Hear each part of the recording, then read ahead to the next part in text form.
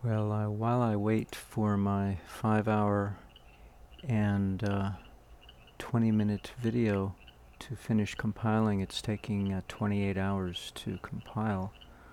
Um, it's a very long video. And it's to finish up my work with, um, let's see, where is it? With this latest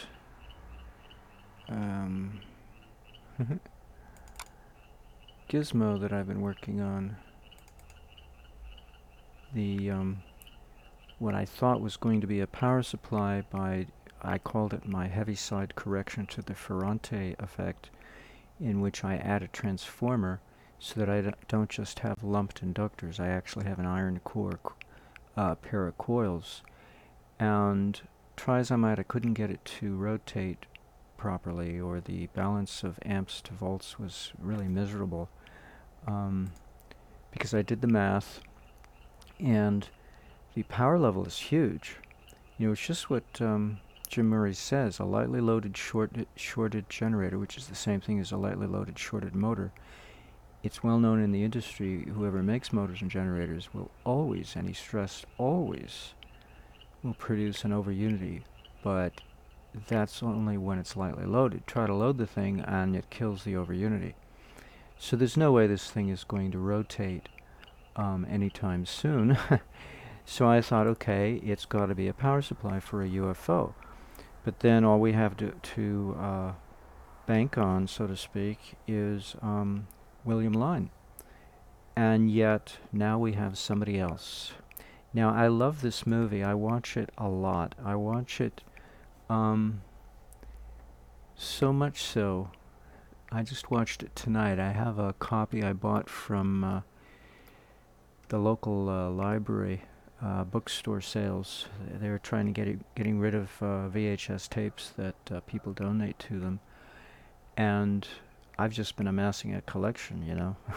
I don't anymore, but I did spend some time. And this was one of them. And I never saw this movie. I wasn't going to the movie theaters or something in 1985. I don't know. I just didn't see it. Interestingly enough, he posted this 3 months ago, and wouldn't you know it, I've been watching this movie practically religiously, because when I was 5 years old, that's what I dreamed I would do one day. I would figure out how to, with the help of a friend, I would build a UFO craft, a levitation device. And, you know, I dreamt I was flying just like Ethan Hawke dreams that he flies in this movie, in his dreams. And then the three of these buddies make this craft with the help of aliens. Now, of course, we all know who aliens are. They're extraterrestrials, are merely the Germans who lost the war. Well, excuse me, they didn't lose the war. They lost their country. They got to hold on to their technology and their edge over both Russia and the United States. So let's see. Maybe I should find some other way to open this file. I'll read it to you. I posted it on somebody's YouTube video. Let's see, what can I open this with? I can open it with this. And I wanted to share with them my perspective on the situation, which is hardly the way it is that they look at it. They think aliens exist and are true. So let's see, get the zoom up, fit the width. Okay, extraterrestrials are expatriate Germans who lost their country, but not World War II. They won hands down with all of the cutting-edge technology, which they stole outright from Nikola Tesla for over half a century. This is all William Lyne stuff in Pentagon Aliens. William Lyne points out in his books, one of which is Pentagon Aliens, that Werner von Braun researched in New Mexico on technology stolen from Tesla, his special generator, which the Germans incorporated into some of their elektro-U-Boats, giving them unlimited range, the neutron bomb, which Rommel tested in the Libyan desert, and of course UFO technology, which Tesla invented its proof of concept while he was still in college. Tesla built and flew a potbelly stove large enough for himself to fit into around the skyline of New York City in the mid to late 1890s, and I suspect he applied this neutralization of inertia in his 1897 Pierce-era electric vehicle conversion long before Peter Savo was born. All right? And now, River Phoenix in the movie Explorers calls it let me see if I can pronounce this, Trachyslosegkeit. Trachyslosegkeit, which means no inertia.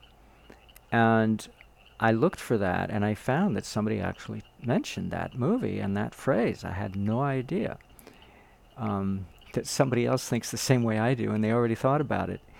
In the kids' movie Explorers, the characters made a point of explaining how their new invention created a cavity in which the contents had no inertia. After River Phoenix takes the first test flight, Hawk, what was it like? Phoenix, I couldn't feel myself speed up or slow down.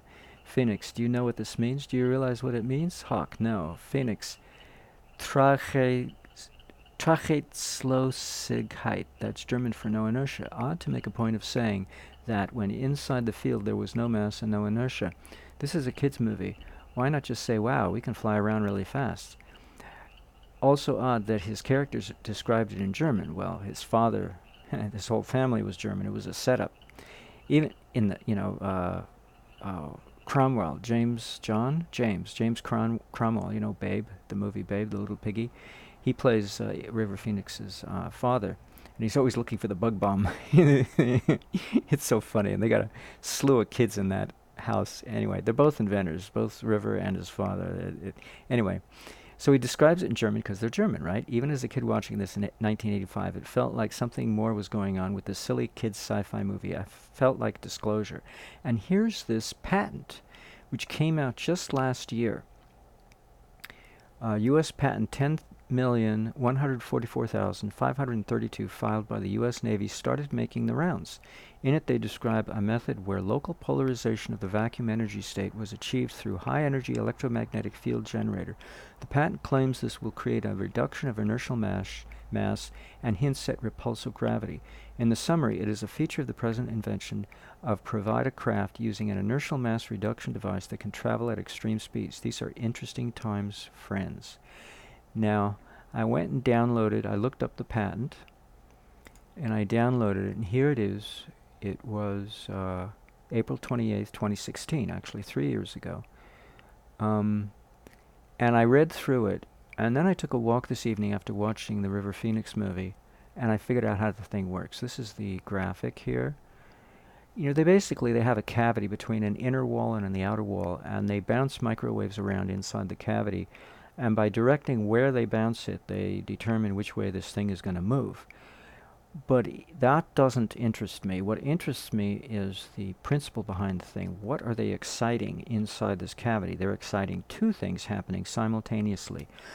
Mechanical vibration and electromagnetic frequency. Now, there's very interesting ties to at least two technologies we know exists, and a few that I want to speculate on, because I think I've figured out how levitation works. It's not the way William Lyne says it works. Because let's start with the Twin Towers, the 9/11. Now, according to Judy Woods, I believe her name is, she wrote a book, it's on Amazon, called Where Did the Towers Go? And it's her contention, she's a forensic scientist, that they dustified. They just turned into dust, and there was a light wind that morning, a light breeze, and it just blew it away.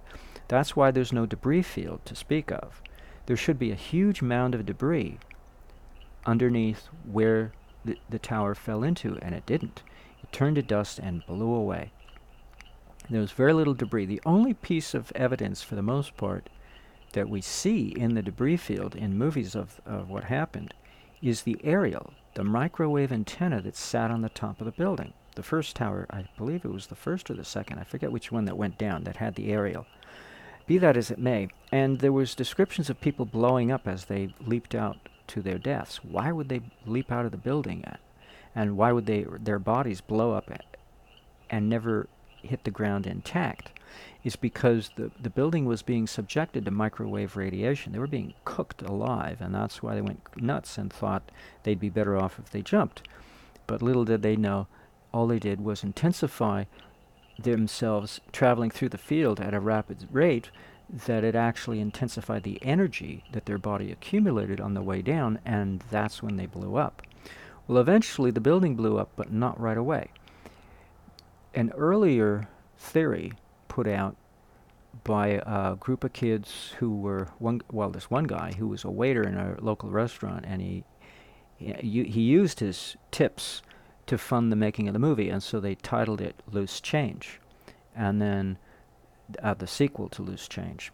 Their contention is that there was a controlled demolition going on, and that's why you see it blow up floor by floor as we proceed downwards to create a pancake effect in which the whole thing just pushes down on itself and collapses. Well, I think both theories are correct, and here's why. Because if it was merely a detonation, we'd have a debris field, but we don't have a debris field. Now, Judy Woods claims that it was the Hutchison effect. It was a combination of two electromagnetic waves interfering in an electrostatic field, and that's what brought it down, but I don't think so. I think what happens is we have to understand how anti-gravity levitation UFOs work, and then understand that it's a variation, it's a controlled event. And if we do the same thing but don't control orientation of direction to the various forces involved, which I'll get to in a minute, what we have basically is an explosion. And that's what happened at 9/11. They used the technique for levitating UFOs on the building, but geometrically speaking without any orientation, and that's why everything went which way and blew away with the wind. Instead of levitating, instead of getting the building to hover, it fell to pieces into very fine dust, including the bodies of the people. They blew up. Now, we get to segue into Tesla's special generator. Now, William Lyne and Thomas Comerford Martin, well, via William Lyne, we find out from Thomas Comerford Martin that the Tesla special generator that he demonstrated to a group of engineers, including Thomas, in 1893, 2 years before his lab fire in 1895, destroyed everything. He never got a chance to patent his special generator, and he had 50 miles of winding on that thing. He wasn't about to build another one. He just moved on to other things. Be that as it may, the thing was a reciprocating motor. A reciprocating generator, a reciprocating generator, in which it only had to reciprocate 1/16 of an inch at 80 cycles per second to generate an alternating current and become a generator. And it was run on compressed air stored in liquefied air tanks, and that was the patent that was stolen from him, and then they covered up the theft with a fire. The Germans were stealing from him left and right for half a century. And then Karl Linde of Germany, Linde, patented this liquefaction of air almost immediately, after the fire. So it was pretty obvious what happened. It was a cover-up, arson to cover up the theft. But the special generator is interesting. Tesla was into two things simultaneously. One of his friends was Mark Twain. And he had Mark Twain visit him one day, and he had him stand on a platform, and the platform was connected to a mechanical vibrator. And the thing started vibrating, and Mark Twain said, "Oh my God, this feels great." And Tesla warned him, "You better not stand on it too long." "Oh my God, this is great." And then finally he had this terrified look on his face, Mark, not Nikola. And he said to Nikola, "Where's the bathroom?" Because he had a terrible case of diarrhea, the runs, because he stood on it. He didn't take Nikola's advice and get off.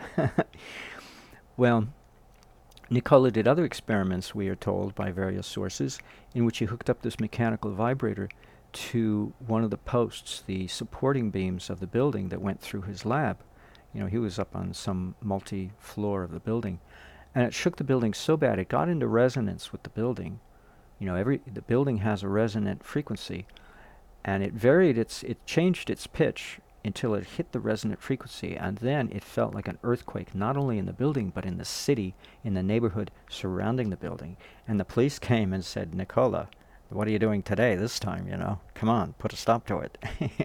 So, why would Nikola get into mechanical engineering experiments along with his electrodynamic experiments? We're told it's because there's so much similarity between the two fields, because what happens on the macroscopic level of mechanical vibrations is directly related to the microscopic or atomic movements that creates electrodynamics.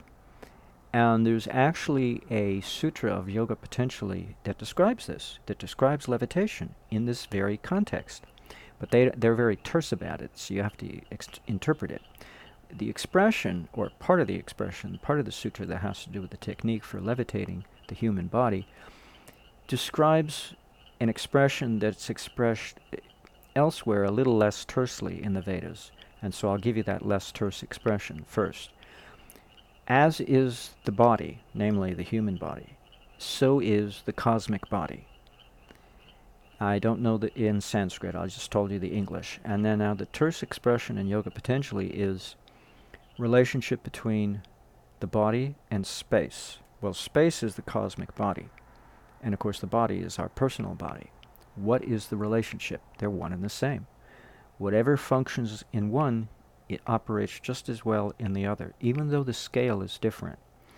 Now this is why mechanical engineering is equivalent to electrodynamics, because at the atomic level it's no different than mechanical engineering. In other words, at the macroscopic level of mechanical engineering, it's no different than electrodynamics. They are one and the same. The only difference is a difference of scale. But there's more. That's the reason we're told that Tesla got into both, but that's not the reason. The reason is, in order to levitate something, you have to do what this patent tells you to do. You have to vibrate the cavity between the inner and outer wall, and you have to generate, and you have to vibrate it with a high frequency, and you have to generate a high frequency. In this case, he claims microwave frequency, electromagnetic waves. You have to do both. And this is what brought down the Twin Towers in New York City, because they were vibrated by the controlled demolition, the detonation, only after they had cooked the building for a considerable length of time to get all the atoms at the atomic level vibrating electromagnetically, or I should say, right, electromagnetically, using microwave radiation. And the aerial at the roof was one dipole, and the other dipole was the Earth. And that's why there was a tunnel, or a tube, of microwave radiation completely surrounding the building, the entire vertical length of the building, top to bottom. And that's why when people leaped out of the building's windows and traveled through the tube lengthwise, they compressed that energy inside themselves enough to blow themselves up before the building blew up, because the microwave was enough. Because of their compression, they were mechanically traveling through the field of microwave radiation, and that was the combination necessary to blow themselves up, because there was no orientation to the excitation, the dual excitation of their body, and so their molecules of their body just went every which way but loose. Any direction other than the same direction. They went in multiple different directions, and that's what an explosion is. While levitation is a controlled explosion in which you get things to vibrate in the same direction, and they hover or they move right angle turn at 90,000 miles an hour or 4,000, whatever it is. That's the only difference between levitation and an explosion. So this is why Tesla considered both, because he realized what levitation was. I don't know how he learned about it. According to William Lyne, he learned about it while he was still a college boy. Before he even got out of college, he already knew the concept behind it. It must have been, he was sitting in class and it just came to him, because the guy was gifted, right? So things just came to him. He was born with this stuff. All he had to do was yank it out of his soul. Evoked by circumstances such as going to school. You know, I can imagine it. It happens to anybody, you know. You never know when it's going to hit you, the creative impulse. It just happens, you know. The planets are in the right alignment. Who knows, you know? It just happens. So he figured it out before he even left school, the concept behind it, and then he had to wait until he got the opportunity to put it into effect. And he put it in multiple ways. And the Pierce Arrow demonstration of 1897, that was only a private demonstration. There was no Peter Savo. He did it for his own satisfaction, to himself, by himself, for himself, applying the levitational principles to a motor design, which I'll get to in a minute, that I speculate how to convert UFO technology into a motor design that will actually rotate a motor and propel a car forward without levitating the car, without neutralizing the car's inertia, as I suspected would have to be done. That doesn't have to be done at all. You merely levitate the components of the motor and move them forward, but forward to what? Tangential to a axle of orientation, an imaginary axle of orientation. This is why the Arthur Matthews story requires a hydraulic transmission system of Nikola Tesla's demonstration. Because if he didn't do that, the whole thing would break the transmission system because of a sudden, 90 or 4,000 mile per hour right angle turns. You try to accelerate a car using the principles of a UFO, and you're going to break the transmission axle in no time flat, in an instant. So he had to have a hydraulic transmission system to avoid breakage. In other words, the hydraulic system is already a non-solid object which is already broken into the molecules of water, however you want to interpret it. So let's just enlarge this. So we have an MP3 file. I also host it on my website, and I link to it in my book, but I haven't upgraded my book yet. So let's go down to the paragraph. Oh my God, this article is so amazing. It's got the most ramification, weird stuff in it.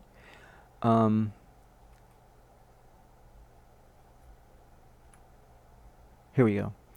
So he talks about this car, 94 miles an hour in 1897, and it's said he used an alternating current motor which runs at the tremendous speed of 30,000 RPM, and it's reduced to 1800 by means of a fluid transmission. Also the invention of Tesla, namely his bladeless turbine and his valvular conduit to create a one-way flow, to convert something that alternates into a one-way directional flow. Because his valvular conduit, I have to say it slowly or else I trip up on the word, valvular, is basically a no moving part one-way valve for the fluid to flow only in one direction. And then he gets then into the battery, but the battery's doesn't amuse me. What amuses me is that what's hidden away in this story is that he figured out how to make a motor out of levitation. So let me back up first and make sure I've covered all the basic principles. No, I don't think so. Okay, so now it's time for the principles. How does levitation work?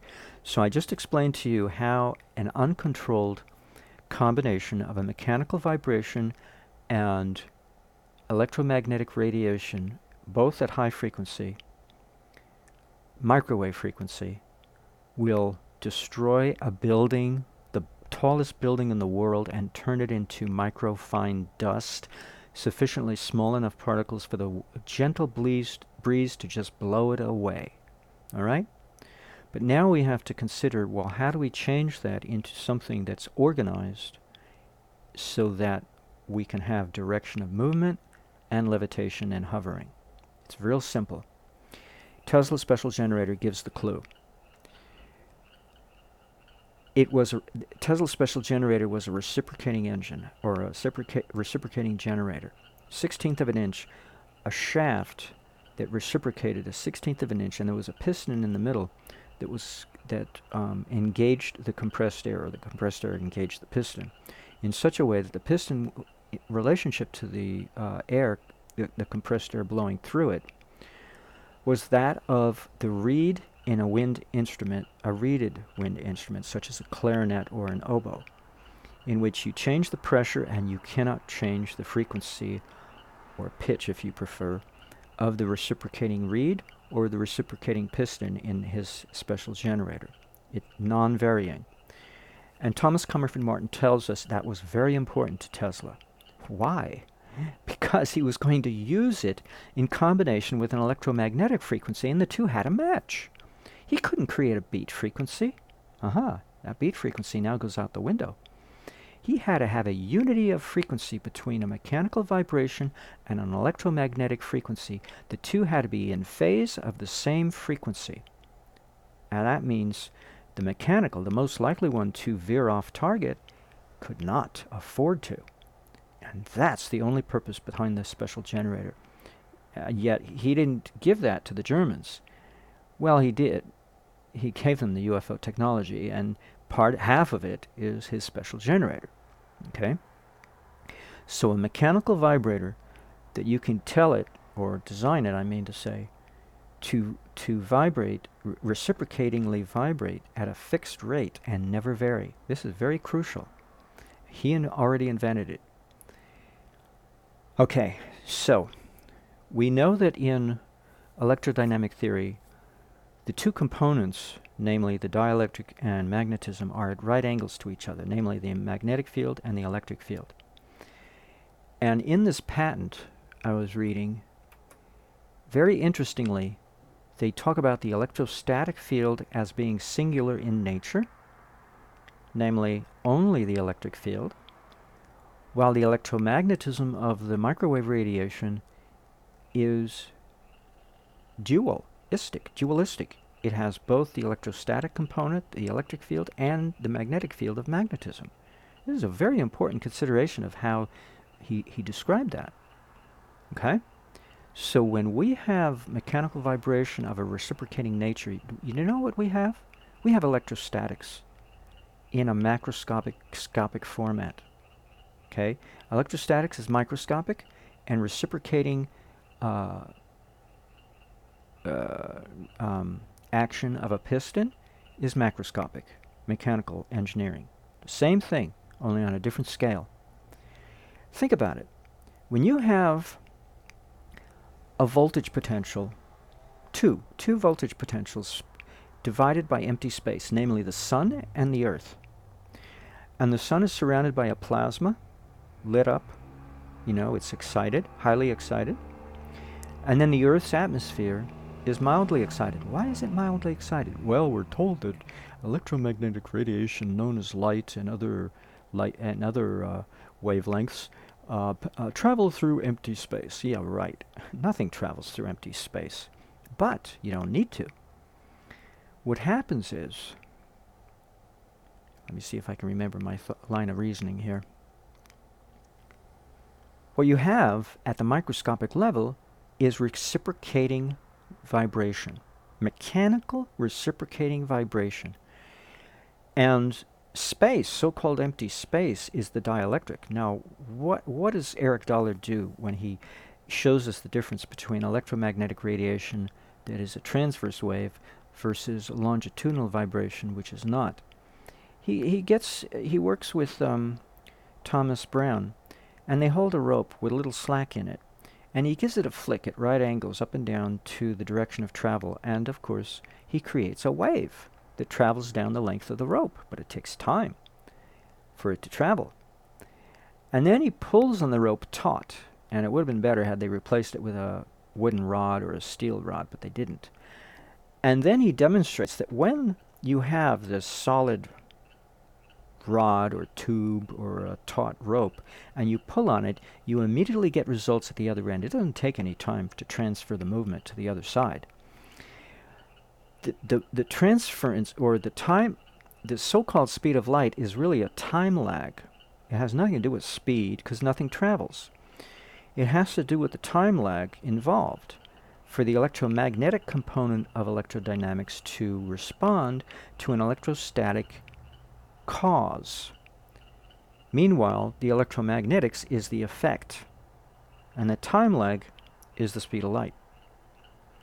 So the sun, and there's another important point I haven't gotten to yet. When you have a large voltage potential at the sun, and a minuscule teensy-weensy one hardly existent at the Earth, what do they want to do? If we were to put a wire, or in the case of the atmosphere, if you have an ionic channel that precedes a lightning strike, you have the basis for current to travel between, let's say, the cloud mass and the Earth. Without that ionic channel forming, you won't get the lightning bolt to have a causeway to travel, and equalize the voltage charges between the Earth and the cloud. Well, the empty space is not giving a pathway, a conduit, for any energy to travel. Now, what happens when you have a buildup of pressure, especially at one end? Yeah, right, of course, by comparison to the other end, in this case the sun. What do you have? You have vibration, mechanical vibration, because it's potential energy. And it has nowhere to release itself, and so it just stays in one place and vibrates back and forth, back and forth, back and forth, but in random motion, unless you tell it to be longitudinal or linear along one dimension. It tends to be random. And if it gets sufficient enough, it explodes in all directions. But if we give it a pathway to release its voltage buildup, then we get that arcing or that lightning bolt. We get the current traveling between the two poles of the battery. And a solar flare is just that. It's a conduit because some of the plasma of the sun gets ejected, and so it's able to form that solar flare along the conduit of that plasma. Otherwise, it's not going to escape. Let's face it, it stays where the plasma is and simply amasses all this voltage and vibrates like heck because it's trying to break free and can't, because empty space is a dielectric. So we actually get mechanical vibration as a consequence to electrostatic buildup. The two are one and the same. It may be that one is the cause and the other is the effect, but it doesn't matter. If you compress a piezoelectric dielectric material such as quartz crystal, you get a voltage change. In no uncertain terms, that's how our digital watches operate, on a square wave, creating this rise and sudden rise and sudden fall of a voltage, compressing and alternately relaxing a piece of piezoelectric crystal, creating the necessary vibration frequency to run our little digital watches. So the forces of vibration is merely another version of compression versus the alternation of compression, which is its opposite, relaxation. Buckminster Fuller talked about this because he was an engineer, and so he knew about, when you design the trusses for a bridge, you have to deal with the two opposite forces of compression and tension. Or did I say that right? Well, the opposite of compression. I forget the term he used. It might have been tension. To me, I think of tension as being compression, but whatever. Compression and the pushing and pulling, basically. But if you alternate push and pull, you get reciprocation along one direction, a linear direction, known as reciprocating movement. And that's what intelligent, coherent electrostatic is. That's what it amounts to. Meanwhile, electromagnetic is rotational. It gives us our motors, while the reciprocating action of electrostatics gives us alternating current. That's why it travels down a copper wire. You don't see it traveling down an iron wire. You see it traveling down a copper wire because it's electrostatic by its very nature. It reciprocates. Every half cycle of a 60-cycle AC cycle, it travels down one wire, and along that same wire, the next half cycle, it travels backwards. While the other side is doing the same thing, but in reverse phases of time. So alternation is actually an electrostatic phenomenon. And Eric Dollard points out there's a difference between the two. So this is what helped me distinguish between the two. And this is fundamentally how we define electrostatics versus magnetism. Magnetism is rotational. That's why the perpetual motion holder has to be a toroidal iron mass, while alternating current is electrostatic in nature. It reciprocates. Now we understand what levitation is, because we perform mechanical reciprocating excitation at the same time that we perform electromagnetic rotation, but with this one caveat. The axis of rotation of that electromagnetic spin is the same orientation of the electrostatic reciprocation, or the mechanical, I should say, the mechanical reciprocation, so that they are at right angles to each other. The spin plane is at right angles. The spin plane of the electromagnetic frequency, such as microwave radiation, is at right angles to the electrostatic mechanic or electrostatically defined mechanical vibration of a mechanical physical object at the macroscopic level of its existence. Then we get levitation, probably along the lines of the reciprocation. And only in one direction, because I read elsewhere, it might have been in this patent, it's, you know, the right-hand rule?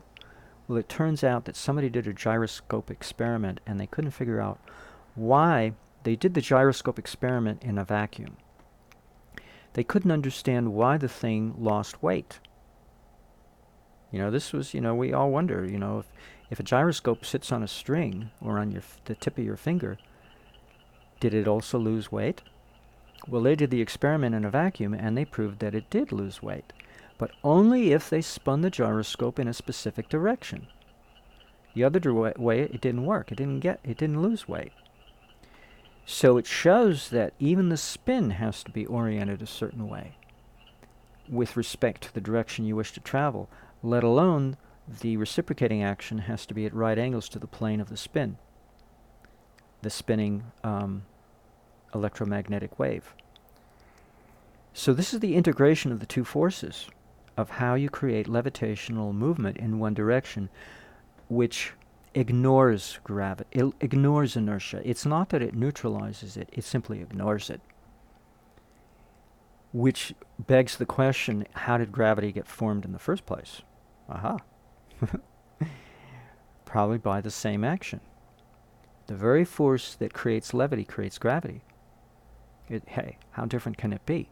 Except it's pointed to the center of the Earth. That means there's something in the center, separated by a hollow space, that's creating a coherence, an intelligent coherence orchestration to all the molecules within the biosphere of the Earth. You know, the crust, the Earth, and the biomass on top of it, the air. All of it gets oriented inward to the center and wants to fall into the center, but doesn't. Why? Because the Earth spins. And we know what spinning does. It throws things off at a tangential arc. And that counterpoises. It creates a buoyance effect in which we have both gravity and levity, the levity, so to speak, of the gyrational force and the gravity that's intrinsic to the center of the Earth, and the two counterbalance each other so nicely that the crust of the Earth floats at its happy medium between the two extremes of those two forces. See how delicately balanced the Earth is? It's extremely delicately balanced. Slight modification to either of those two forces and the whole thing would crumble and fall apart in pieces and become another asteroid belt between Mars and Venus instead of between Mars and Jupiter. That's why I think what happened to that planet between Mars and Jupiter. A little human intervention of whoever was living on it, most likely, because it's usually always the humans that throw things out of balance. Anyway, Charlie Lutz loved to remind us that Mother Nature's always putting everything back into balance, and the human is always putting it out of balance. Only the human. Angels don't do that. And animals can't. At least to no great degree. They're not as powerful as angels. An angel would never do that. And the fallen angels, well, you know, they wreak a little havoc. Thank God it's only a little. Anyway, so you have it. Now you have Now, so how does this apply to a motor? How did Tesla put this in a motor? Well, I just gave it to you. He put 4 quadrants. He divided up his motor into 4 quadrants, and he had a levitational device in each of those 4 quadrants to cause the thing to rotate. He didn't have to beam any microwaves forward, because I was thinking about that earlier in the day. You know, my earlier idea that I posted on a video that I'm now compiling, so you won't get to see it until after you see this one, was the beaming of electrostatic waves forward in the forward direction to pull the craft along, because that's what William Lyne said. But I thought about it. What if you stood in front of a car that was outfitted with this device? It would be equivalent to being tased. And if you were standing barefoot in a puddle of water, grounded to the earth, you'd be electrocuted. Because that's what happens, you know. When they tase you, it's on the presumption that you're not connected to the earth, because if you were, you'd be electrocuted. Instead, the assumption is you're insulated, wearing rubber-soled shoes, or sitting in your car on rubber tires, insulating you on the asphalt, double insulation, and so you get an uncomfortable tickle, but you don't get electrocuted, because there's no current flow. It's just voltage excitation of your physiology when they tase you. So I just imagined what would happen if Tesla did something like that and put it in his Pierce Arrow. It would be nightmare if somebody crossed the crosswalk in front of his car, you know. They'd be tased, basically. And if they were walking barefoot in a puddle in the street, you know, in the rain, they would have been electrocuted. So it didn't make sense. But this patent opened up my eyes, and I realized now what he did. He created a small effect, not a large scale. He didn't have to. He wasn't trying to neutralize the inertia of the body of the Pierce Arrow, the 4,000-pound Pierce Arrow. He didn't have to. All he had to do was neutralize the inertia of the motor itself, and then avoid breaking the transmission axle, uniting the motor with the wheels, because the motor would want to accelerate from 0 to God knows what. In the case of Arthur Matthews, 30,000 RPM, instantaneously. And that would have broken the transmission axle. So he had a fluid transmission so as not to break. And also to scale down, to slow down, probably with baffles in the hydraulic conduit, to slow down the rotation of the fluid, set up by the rotating motor. But all he had to do was rotate the motor. And so he had 4 quadrants. You know, it takes a minimum of 3, right? The Mazda engine. But Tesla was big on 4. Who's that guy? Steinmetz, who converted the Tesla system of AC, which was a 4-phase system, into the much more economical 3-phase system, and save a lot of money on copper wire. But it was a nightmare of mathematics to engineer the thing, 3 phases, because 4 phases is so easy. Everything's plus versus minus. In 3 phases, plus and minus go out the window. And so Eric Dollard had to advance the knowledge that Steinmetz had started, and others in between Eric and Steinmetz had contributed, such as Arthur Kennelly and whatnot. And what who. So Tesla set up a 4-quadrant motor in which he had 4 of these levitational devices set up each on the 4 arms of the 4 axes of his cross. He had a cross, basically, to induce spin in the plane of the cross at right angles to the direction of travel, namely the forward direction travel of the car. So this is important, that the motor spins at right angles to the direction of travel, because now you have to have the shaft. This is the other reason for having a hydraulic transmission system. Not only would it have broken had he had it fixed, but he had to have the shaft of the motor reciprocate forwards and backwards along its shaft at the same frequency as the electromagnetic vibration he was using to spin it, which is 30,000 RPM. Divided by 60, that sounds like 500 hertz, doesn't it? Right. At 500 cycles per second, he had the whole thing running. So he had the axle of the motor reciprocating forwards and backwards at 500 cycles per second, precisely to match the rotation of the motor, which was rotating at 500 cycles per second. Okay? At a right angles to the reciprocating action of the axle of the motor. Now, was the motor actually rotating? Or was it simply the field, the electromagnetic field of the motor, that was rotating at 500 cycles per second? Because technically that would be the correct way to describe it.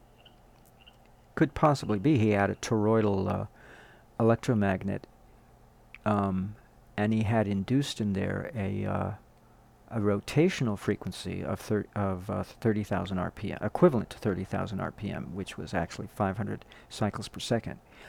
And then he had it vibrate along its axle, in other words, perpendicular to its spin plane, at 500 cycles per second. That would have been easy for Tesla, hands down. He already knew how to do that. So it sounds like there were no moving parts in his motor. And that's why he was able to get it up to such a high frequency. But it says in this patent you have to have a higher frequency. You get more power gain that way. Boy, that's a lot of stuff, isn't it? Okay, so nothing rotated in the motor. There were no moving parts. Well, that's how UFOs work. There are no moving parts. Except it does vibrate. So there is a moving part, but it does not rotate. It vibrates along a linear axle, a unidimensional reciprocating line of movement. So there you go. That's the secret to Tesla's UFO technology. And we can actually apply it to a car to propel it forward.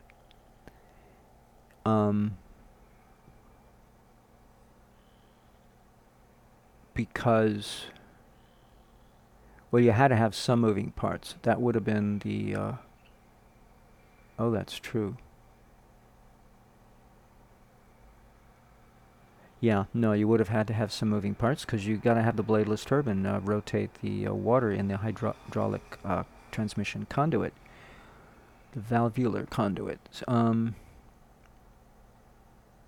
So something has to rotate. Well, okay, so all the details, I can't work them all out, but I don't mind. I have the basic principle vaguely outlined enough so that we understand what's going on, referencing various examples.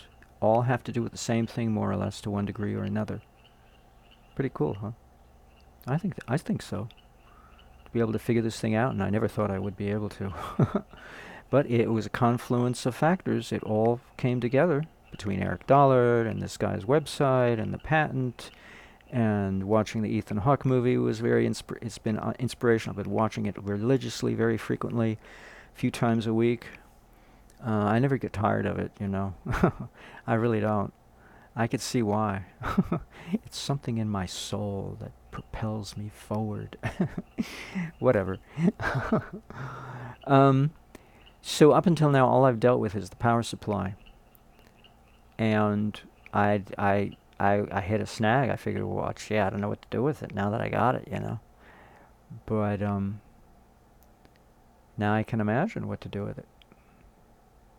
Now that I've created, where did I put it? This rotation within this transformer coils, because everywhere else it's just electrostatics, but now I've got electromagnetic rotation inside the coils of this transformer. I got my basis for motor coils to rotate. Now all we have to do is add a mechanical vibrator. AKA along the lines of Tesla's invention. I've never studied it because I never thought I had to, but now I'm going to have to. I'm going to have to spend some time and look it up and see if there's a patent or, you know, somebody describing it, maybe a YouTube video, somebody replicated it, you know, something to help me understand it, because it's supposed to be such a simple device, a simple principle, but it's the knowledge of combining it with electromagnetics that makes the levitation possible, and that's the key. Is putting the two elements together, the two factors. And wow, it must have been a a day of joy when it just came to him in his school days, when he was in college, in university, I mean. It must have really been a beautiful moment for him. And that was prior to him inventing AC current, supposedly. Oy Gewalt.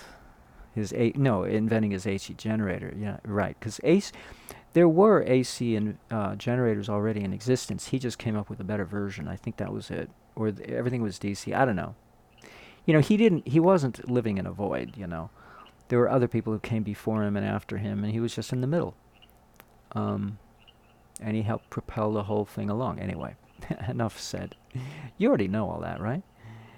Oh boy, that was fun talking about it. Now all I have to do is write it up in my book. But I'm going to post this video first because I think it's fantastic, don't you? I think it's the most beautiful thing in the world.